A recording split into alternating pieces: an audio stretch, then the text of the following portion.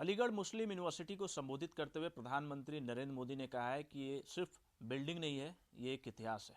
इसी पर ज़्यादा बातचीत करने के लिए हमारे साथ मौजूद है कांग्रेस पार्टी के वरिष्ठ नेता और राज्यसभा सांसद प्रदीप टमटा जी।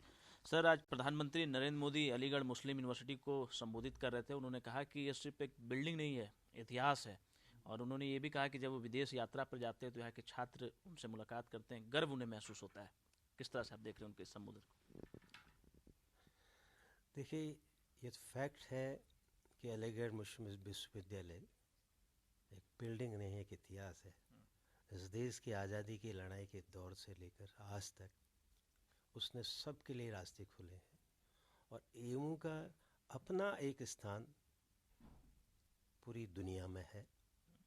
लेकिन क्या रैली में जो प्रधानमंत्री कहते हैं कि अलीगढ़ मुस्लिम विश्वविद्यालय एक इतिहास है, क्या उन्होंने एमयू के प्रतिष्ठा को कभी माना है? एमयू का एक करैक्टर है। एमयू इस देश के अंदर माइनॉरिटी इंस्टीट्यूशन का सबसे जीता जाता उदाहरण है। उसकी एक बुनियाद है। सर सैयद अहमद जी ने एक बहुत बड़ी न्यू एजुकेशन करके दी। उन सब के खिलाफ जो प्रधानमंत्री मोदी जी है और जो उनकी विचारधारा है, वो तो एमयू के इतिहास को मानती ही नहीं है। एमयू का जो माइनॉरिटी का करैक्टर है, उस करैक्टर को क्या कहते हैं, ध्वस्त करने पर वो तुली पड़े हुए हैं। वो कहते हैं कि सबका साथ, सबका विकास, सबका विश्वास हम लेंगे। लेकिन इस देश के अंदर इन 7 वर्षों में जो इस देश की माइनॉरिटी और विशेषकर मुस्लिम आबादी है, उनके ऊपर जो हमले हुए, उनके अस्तित्व के लेकर के, उनके सवालों को लेकर, उनकी आकांक्षा को लेकर के उन पर जो हमले हुए हैं, एक पार्टी जो देश की सबसे बड़ी पार्टी दुनिया की कहती है, वो इतना भी मुनासिब नहीं समझती कि 12-13-15% आबादी को वो अपनी पार्टी का एक टिकट दे सके। उत्तर प्रदेश में आज भी इतना बड़ा राज्य है, एक विधायक नहीं है उस पार्टी से। तो आपने एमयू को, जिसका वो इतिहास है, उस समुदाय को क्या अपना माना है? इस राष्ट्र का हिस्सा एक माना है? आप उसके अंदर उसके उस समारोह में जो बड़ी बड़ी बातें कर लें, लेकिन 7-8 वर्षों में इस देश के करैक्टर को, चरित्र को बदलने का जो षड्यंत्र, जो हिंदुत्व की राजनीति, जो आरएसएस का एजेंडा आप इस देश में फैला रहे हैं, मैं समझता हूँ वो ज़्यादा चलेगा नहीं। एमओ एक ज्वेल था, वो है, वो रहेगा, क्योंकि वो इस देश की साझा विरासत का। आपको लगता है प्रधानमंत्री आज राजनीतिक बयानबाजी कर रहे थे एमयू को लेकर? पूरी तरह से। जिस तरह से प्रधानमंत्री अचानक रकाबगंज गुरुद्वारे में चले जाते हैं, और जबकि पंजाब हरियाणा के किसान, इस देश के किसान दिल्ली और सिंध बॉर्डर में है, वो कोई आस्था का प्रश्न, वो एक राजनीतिक मैसेज करना चाहते थे। तो वही आज भी हैं जो इस देश के, जिन्होंने एमओ की विरासत को आगे बढ़ाया है, उस संस्कृति को आगे बढ़ाया है।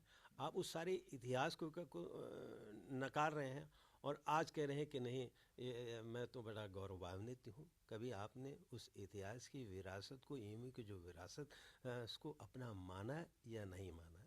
तो जब तक उस विरासत को, जिसके लिए एमयू देश में नहीं दुनिया में जानी जाती है, जो देश की गंगा जमुना संस्कृति का जो हिस्सा है, उसको देश का इतिहास नहीं बनाना आप नहीं मानते, तो हम कैसे मान लें कि आप ये सिर्फ आपका, मुझे लगता है कि वो जो बयान भी है राजनीतिक स्टंट के अलावा कुछ नहीं है। इसके अलावा आप कुछ कह सकते भी नहीं। आपको लगता है प्रधानमंत्री को किसानों के साथ संवाद करना चाहिए, क्योंकि किसान इस कड़कड़ाती ठंड में बॉर्डर पर बैठे हुए हैं, लगातार किसानों की जान जा रही है, तो ऐसे में प्रधानमंत्री को भी कुछ एक कदम उठाना चाहिए, संवाद स्थापित करना चाहिए किसानों के साथ जो आज बॉर्डर पर बैठे हैं? देश की प्रधानमंत्री देश का प्रेसिडेंट करता है, और आज भी इस देश की आबादी का सबसे बड़ा हिस्सा किसान है, जो अन्नदाता है। आज इस कड़ाके की ठंड में यहाँ वो आपकी चारों ओर, दिल्ली के यहाँ चारों ओर बैठा है, आप उसको अपने जो डेमोक्रेटिक राइट्स को भी एक्सरसाइज करने का हक नहीं देना चाह रहे हैं। वो दिल्ली में आकर के, रामलीला मैदान में आकर के देश को बताना चाहता है क्यों मैं इस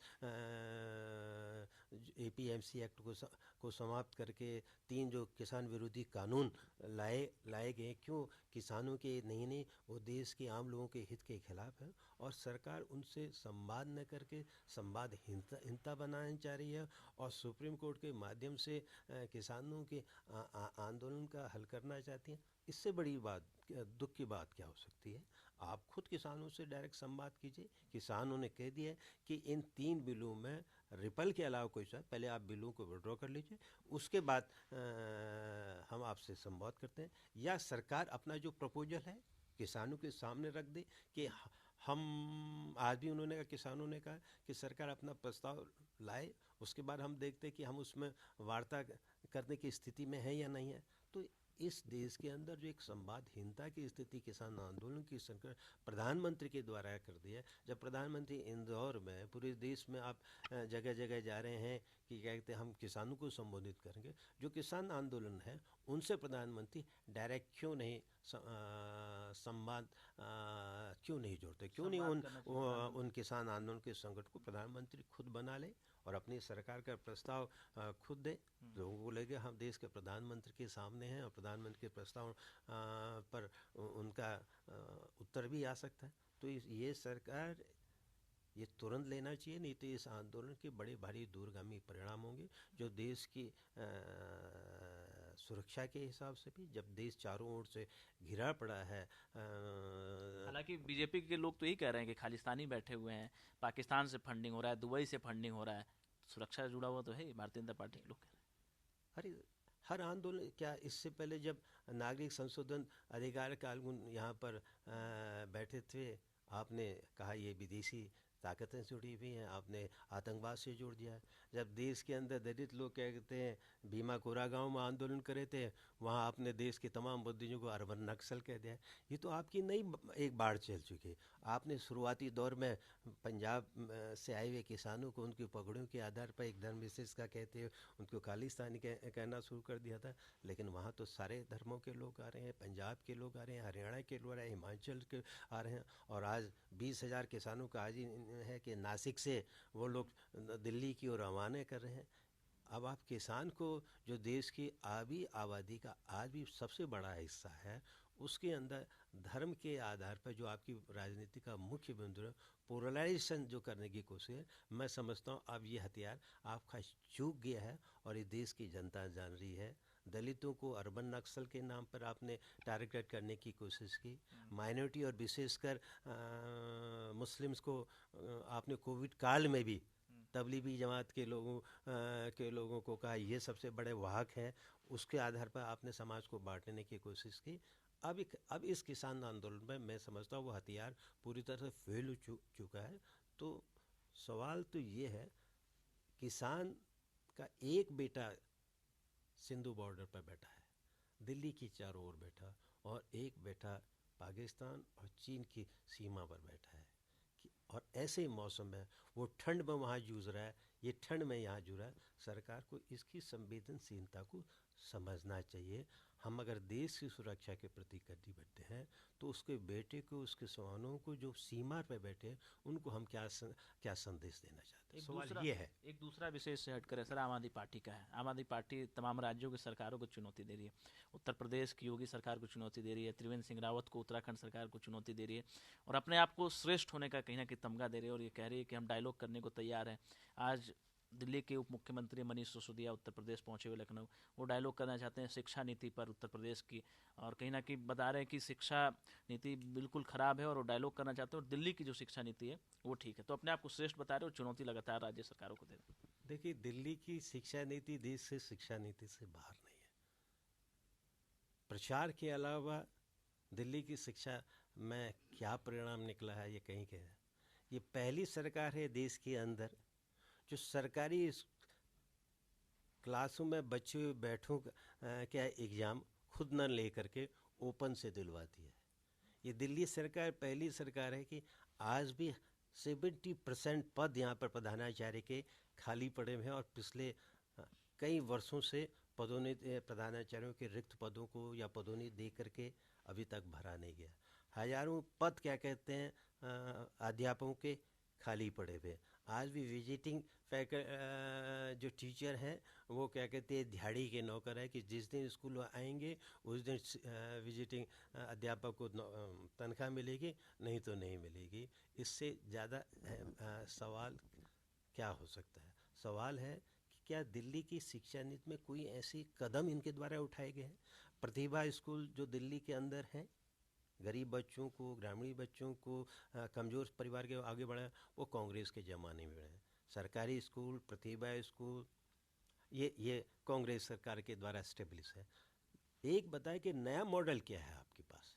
आपने चंद विद्यालयों को नया पैसा दे करके 2-4 जगह स्विमिंग पूल बना करके आप उन विद्यालयों की वीडियो करवा लेते हैं, लेकिन 70% विद्यालयों की छतें, बिल्डिंगें हालत इस दिल्ली के अंदर मेरी जानकारी बहुत से प्राथमिक विद्यालय ऐसे हैं, बहुत सी स्कूली बिल्डिंग ऐसी है जिनको सरकारी रिपोर्ट में गया है कि इनमें सरकारी स्कूलों को, क्लासों को नहीं चलाना चाहिए। आपको लगता है कि आप लोग का जो स्पेस है विपक्ष के नाते, आप लोग का जो स्पेस उत्तराखंड में या उत्तर प्रदेश में, वो स्पेस को ये लोग धीरे धीरे खत्म कर रहे हैं, ये लोग अपनी जगह बना रहे हैं?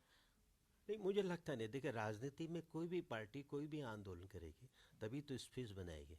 क्या उत्तर प्रदेश की मैं ज़्यादा बात नहीं कर सकता, फैक्ट तो उत्तर प्रदेश में भी वही स्थिति है।